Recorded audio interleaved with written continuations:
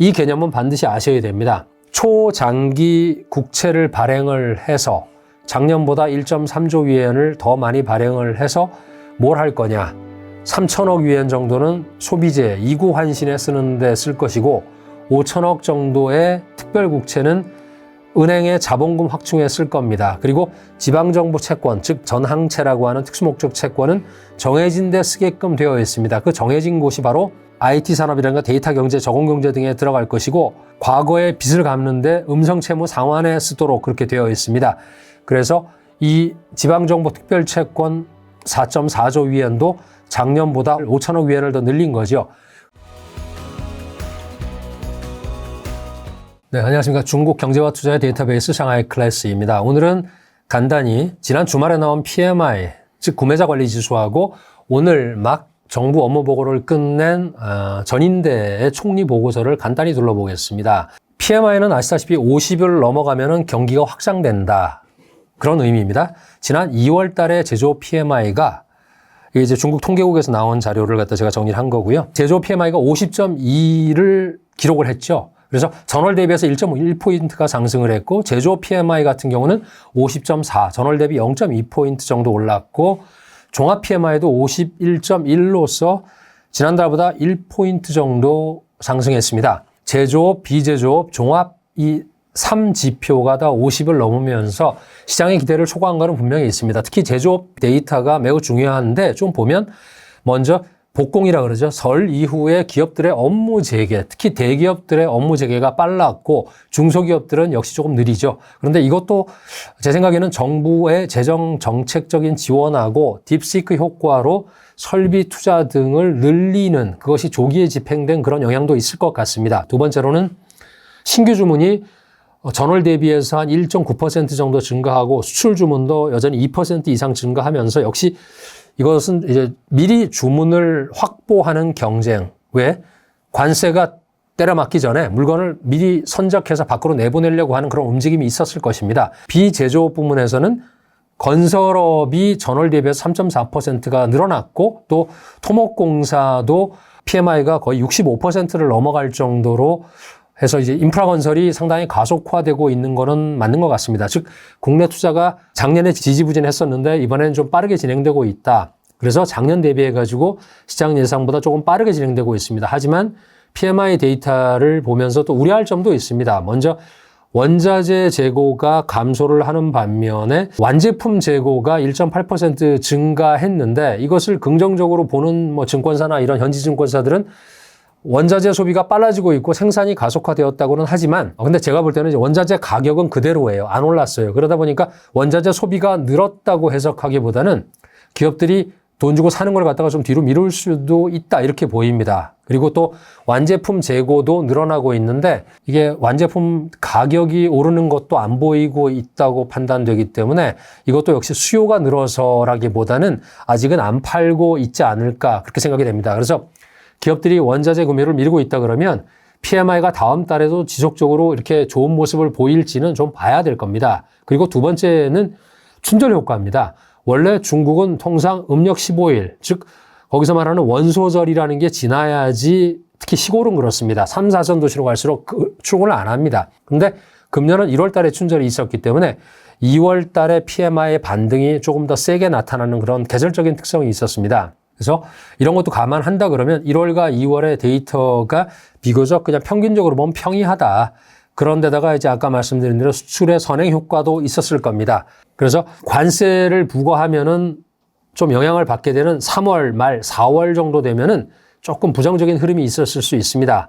종합적으로 하여튼 이번 달 PMI 데이터가 좋다고는 하지만 좋게만 볼 수 없는 그런 현실적인 부분이 있기 때문에 실질적으로 뭐 거시경제가 좋아지거나 이런 거는 아직 보이질 않고 있습니다. 향후에 중국이 디플레이션을 벗어나는 모습이 보이려고 그러면 더 적극적인 재정 정책이 나와야 되고 통화 정책도 더 풀어줘야 됩니다. 그래서 간단히 이번 주에 열린 그리고 오늘 나온 양회의 포인트가 굉장히 중요합니다. 좀 더 발라보겠습니다. 투자를 하는 입장에서 중요한 것이 사실은 부동산하고 주식시장이 더 중요하죠. 결국은 이 두 가지가 뭐 다라고 봅니다. 지금 현재 중국에서 어려운 것은 이 두 가지가 지금 찍어 누르고 있기 때문인데 이게 시작이고 끝일 겁니다. 그 양회의 업무보고에서 아주 딱 부러지게 얘기한 것이 주식시장하고 부동산 시장을 좋게 하겠다. 이런 것이 전체적으로 딱 들어가 있는데 이렇게 총괄적인 정무 업무보고에 증시와 방시, 즉 부동산 시장을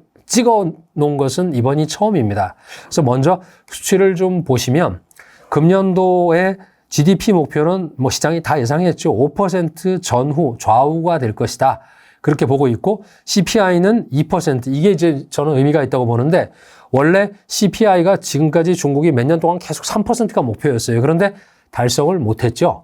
지금 여기서 보시는 대로 2023년, 2024년 전부터 0%대의 물가를 기록을 했습니다. 그래서 디플레이션이라고 얘기를 했는데 작년 같은 경우 0.2% 뭐 그것도 안 된다는 얘기도 있습니다. 근데 그 정도였는데 이번에는 큰맘 먹고 1%를 내린 겁니다. 목표를 2%로 한 것은 현실적으로 조금 더 달성 가능한 걸로 했기 때문에 이 달성을 위해서 달성할지는 의문입니다만은 그래도 맞춰가겠다 이런 의미인 것 같고요. 재정 적자율은 역시 예상했던 대로 4% 좌우로 정해졌습니다.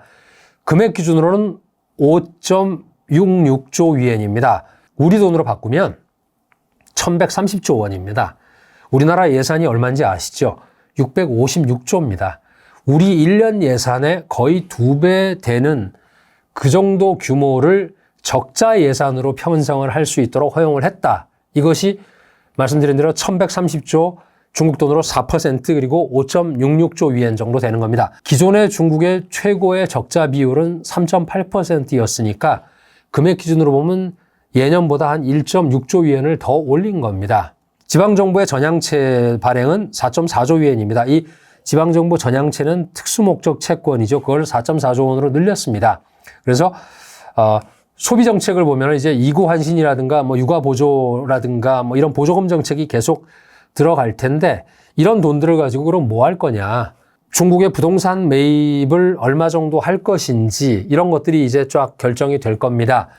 근데 이게 모든 게 다 어떤 정책을 하려고 그러면 보조금을 주건 뭐 부동산을 사주건 다 돈이지 않겠습니까? 지금 현재 돈 쓸 곳은 거의 중앙정부뿐이고 지방정부의 돈도 이렇게 지방정부 전향채를 결정하는 것도 중앙정부가 결정을 해줘야 됩니다. 그래서 이번에 결정이 된 것이 국채 그리고 전향채라고 불리는 지방정부 특별채권의 발행 규모. 근데 사실 이거는 작년 9월부터 애타게 얘기한 거고 기다려온 거죠.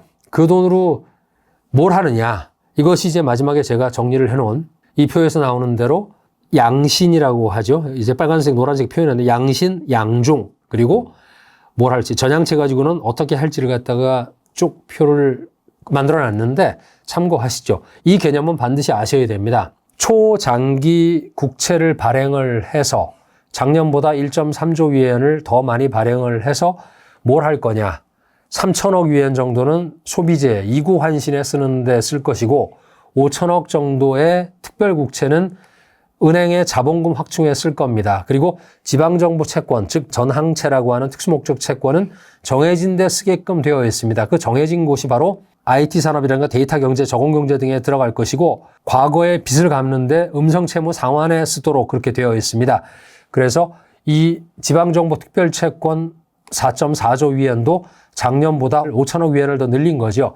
그래서 쭉 보시면 이렇게 네 가지 재정적자가 5.66조고 지방정부 전항채가 4.4조 위엔이고 초장기 추가로 발행하는 사실 이건 안 갚아도 되는 돈이라는 개념을 지난번에도 말씀드렸었죠. 거의 뭐 갚지 말아라 이런 게 초장기인데 20년, 30년짜리죠.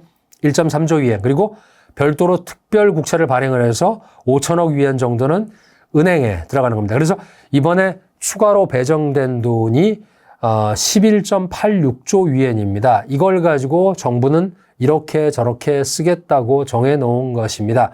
중국 정부는 신규 정부 부채 규모인 11조 8,600억 위엔, 그것이 전년 대비해서는 2.9조 위엔이 늘어난 것입니다. 거기다가 또 계속 얘기되고 있는 적절한 통화정책의 완화, 이것도 춘절이 끝나고 지금 최근에 자금 시장이 좀 긴축되어 있는 상황인데 금리를 언제 내릴지. 근데 사실 최근에 금리는 환율 부담 때문에 금리를 내리는 거는 조금 뒤로 미뤄질 가능성이 있다고 말씀드렸었죠. 그래서 먼저 행동이 나온다 그러면 지준을 먼저 내릴 것 같습니다. 지금 현재 중국 전체적으로 은행의 지준율 평균은 6.6인데 이것을 1% 정도 내려주면 효과가 커진다. 그렇게 말씀드렸었죠. 돈이 갈 곳으로 가게끔 컨트롤하는 것은 그 다음 문제이고 일단 지준율이 먼저 오고 금리는 그 다음이지 않을까 생각합니다. 어차피 이 모든 것은 누차 말씀드렸던 대로 작년 12월에 경제공작회의에서 이미 아웃라인이 나와 있었고 오늘 오전에 총리가 발표했고 오후에 분석이 들어갔던 그래서 저희 샹하이 클래스에서 지금 분석하고 있는 이 내용들의 큰 미스매치, 즉 큰 낙차는 없습니다. 그렇기 때문에 저도 상당히 좀 평상심을 가지고 이번 그 정책 그리고 시장의 반응을 보고 있는데 오늘 시장의 반응은 상대적으로 긍정적이었던 것 같습니다. 저는 금년도에 중국 경제도 그렇고 중국 시장도 그렇고 작년과는 전혀 다른 스토리를 써가고 있다고 봅니다. 누차 말씀드리고 있고요. 그런데 중요한 것은 이 스토리가 1년짜리가 절대 아닙니다. 1년 원타임으로 단편으로 끝날 것이 아니고 몇 년짜리 장편 스토리가 나올 것 같습니다. 지금까지 나온 돌파들, 여러분이 많이들 들어보셨던 수출 삼총사죠. 뭐 전기차라든가 또 리튬 배터리라든가 태양전지 이런 것들 신삼양으로 불리는 얘네들. 그거는 이제 아웃 오브 데이트 된 스토리인 것 같고요. 로봇계, 휴머노이드, AI, 화웨이 어센드 거기다가 딥시기 사실은 이것을 다 그냥 아우르는 공짜로 쫙 뿌리면서 다 써. 그런데 중국만이 아니라 1대1로 있는 국가들 그리고 좀 상대적으로 AI를 개발하기 어려웠던 EU에 있는 국가들까지도 그것을 아마도 로컬라이즈해서 최적화해서 쓰지 않을까 이런 기대를 합니다. 어차피 무료니까. 그런데 그것은 절대 일회성이나 단발성으로 끝나지 않을 겁니다. 만약에 그렇게 보신다 그러면 그 계획들이 처음 씨앗이 뿌려졌던 2015년에 주식으로 중국 증시가 폭망한 그런 것만 전달한 유튜버들이나 경제학자들의 말을 너무 믿고 계신 겁니다. 10년 전에 그때 중국 주식시장이 폭락하긴 했지만 사실은 제조업 2025에 씨앗이 뿌려지고 있었고 지금 우리가 보고 있는 어디는 열매가 맺기도 하고 어디는 꽃이 피고 어디는 죽었겠지만 그런 것들이 뿌려진 한 해입니다. 중국은 25년 뒤인 2050년까지도 계획에 따라서 가겠다고 지금 이런 것들을 내놓고 실행을 하고 5년 전을 반성하고 5년 뒤를 계획하고 있는 나라입니다. 거기서 우리는 한 달 전에 예상하지도 못했던 DS라는 애가 듣보잡이 빵 터져 나오면서 우리도 놀라고 시장도 놀라는데 제일 놀랐던 것은 자기들이에요. 중국 친구들이 더 놀랐는데 제가 판단할 때는 DS뿐이 아니라 AS도 나오고 BS도 나오고 CS도 계속 나올 것 같습니다. 왜? 그런 생태계가 지금 만들어져 가고 있습니다. 초조한 미국이 하는 행동을 보면서 더 그런 생각을 하게 됩니다. 미국의 관세 폭탄 이런 거는 다음에 또 말씀을 더 드리겠습니다. 근데 너무 높은 기대를 가지고 보시거나 하지 마시고 진짜 냉정하게 객관적으로 얘네들이 하려고 하는 것이 뭔가 그리고 그것이 양회에서 키워드로 정해지면 이것이 그냥 1년짜리로 끝나는 게 아니라 내년에는 어떻게 되고 5년 뒤에는 어떻게 될까 그거 내놓고서 성적표 계속 비교해봐야지 발전이 있잖아요. 근데 저는 항상 말씀드리지만 만약에 이들이 계획한 것이 성공한다면 그리고 그런 중국이라는 나라가 되어간다면 제 돈이나 여러분의 돈이나 또는 우리나라의 돈이 어디에 넣어야 될지 그런 거를 생각하면서 오늘 양회를 개막식도 보고 또 총리 보고도 보고 또 분석 기사도 계속 보고 있습니다. 더 세세한 분석은 다음 주에 다시 말씀드리도록 하겠습니다. 오늘의 항로를 마치도록 하겠습니다. 감사합니다.